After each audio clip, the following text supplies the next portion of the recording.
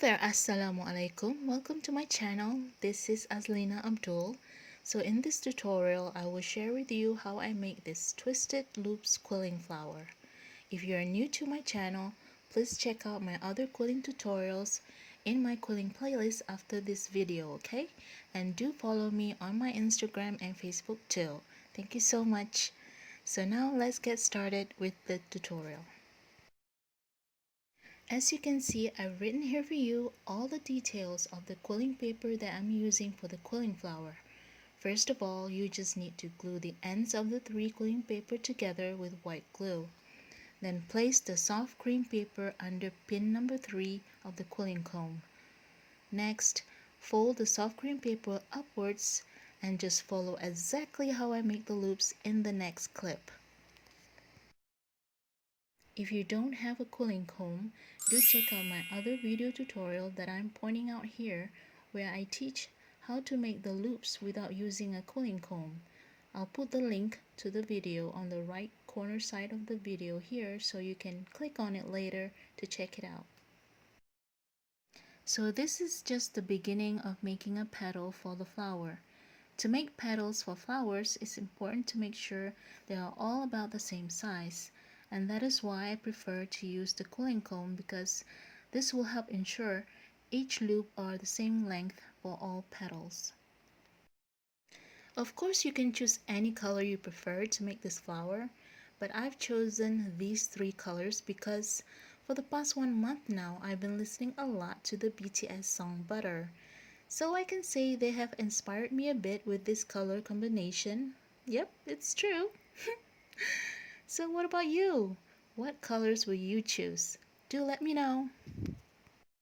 You can also make these multicolor loops using the husking board, but you have to understand that when you use different tools, you probably won't get the exact same results. For example, when I make it with a quilling comb, I will get about 12 loops, and with the same amount of quilling paper, I will get about 9 loops with a husking board. You'll see what I mean when you watch me make the loops with the husking board after this.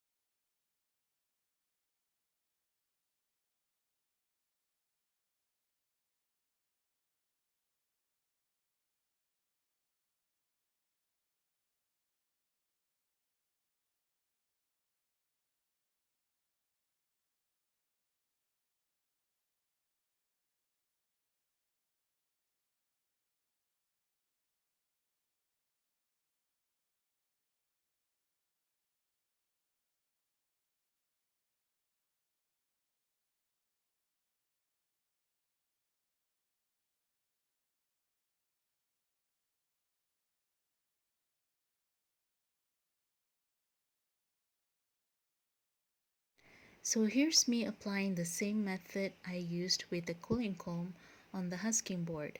You can see here that the gap between each pin on the husking board is a lot wider compared to the gap between each pins of the quilling comb. So that's the reason why you'll get just 9 loops. So it's all up to you to decide how you prefer to make the loops, either with a quilling comb, with a husking board, or without any tools at all, as the results will still look good anyways.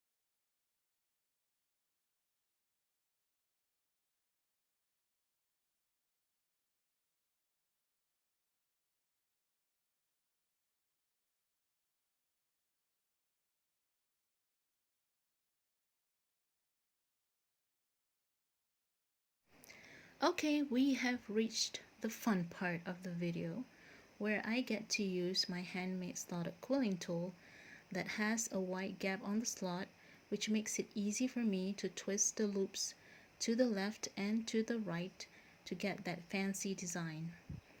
For those who are new to quilling and who probably thought that this twisted flower design was difficult to do, now you can see clearly how easy it is to do it yourself.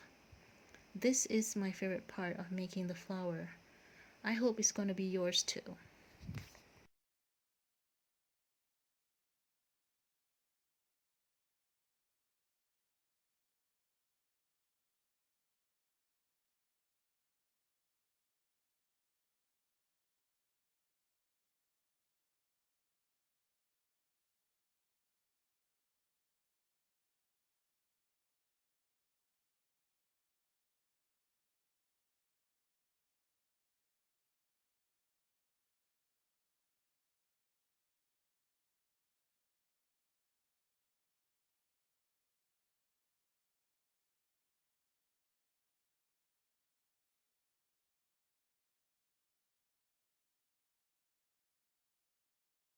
After twisting all the loops, now I'm gonna wrap it using this metallic gold paper.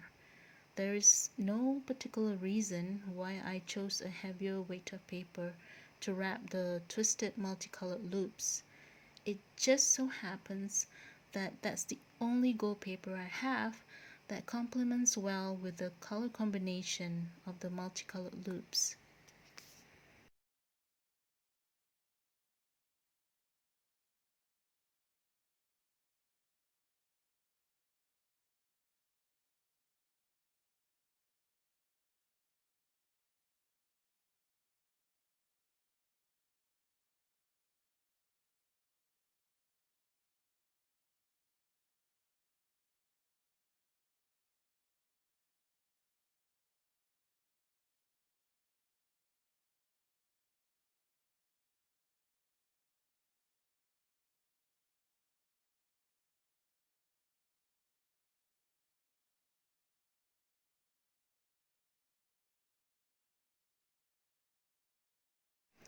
This is a sample of the completed flower.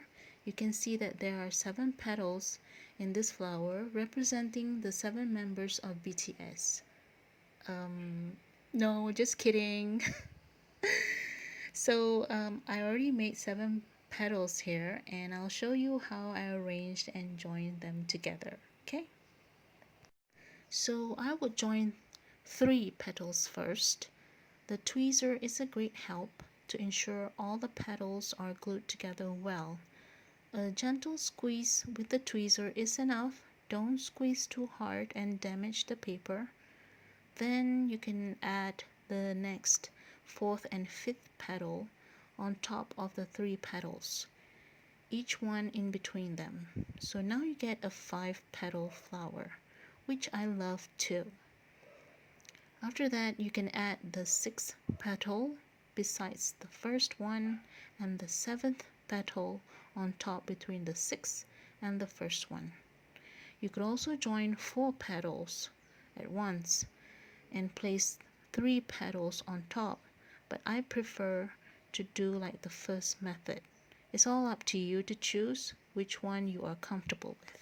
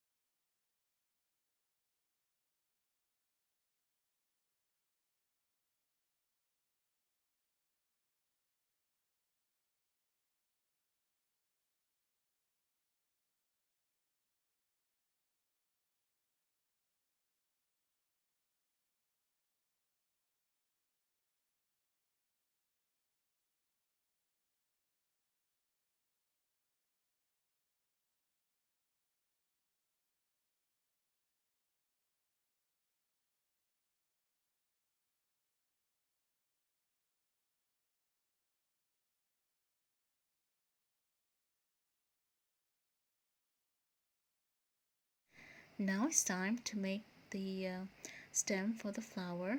I'm using 2 strips of brown paper for the stem because I want it to be thick and able to hold the flower well. So I just fold each strip of the paper in half and glue them together.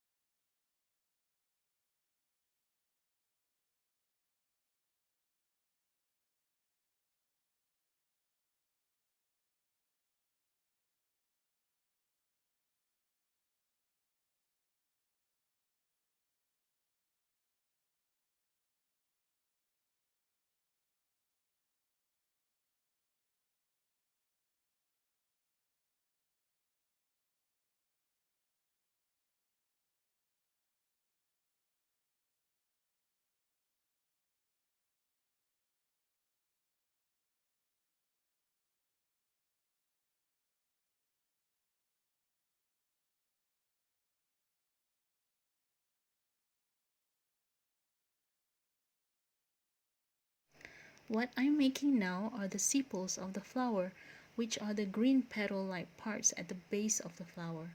I'm using 2 different green colors. One is slightly darker than the other, so I will only make 3 of them for this flower. Make a small teardrop shape using just half of the strip of paper. And then, with my bamboo stick, I would shape the teardrop to make it look less stiff and more natural.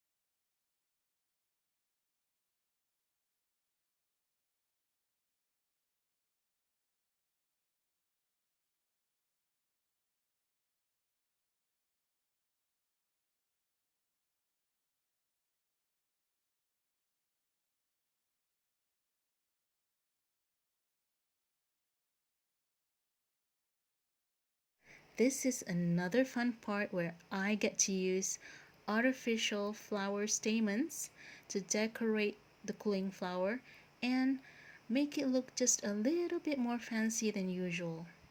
Of course, this is optional. It's all up to you whether or not you want to add this to your flower. It's very easy to glue them at the back of the flower. I just used the same white glue that I used for the quilling paper. Just watch closely how it's done, but be sure not to lift the flower yet when the glue is not completely dry. You have to wait a few minutes for it to dry, okay?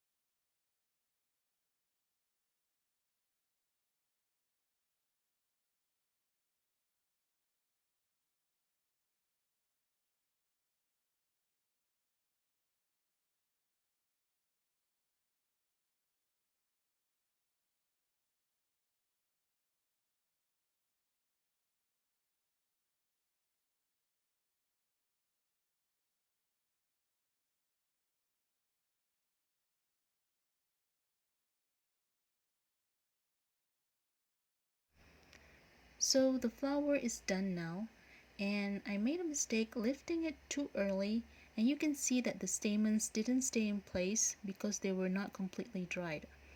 So that's why I warned you guys earlier about that. I was too excited to lift it and flipped it over too early. I really hope you guys will give this flower a try and enjoy every bit of the process, alright?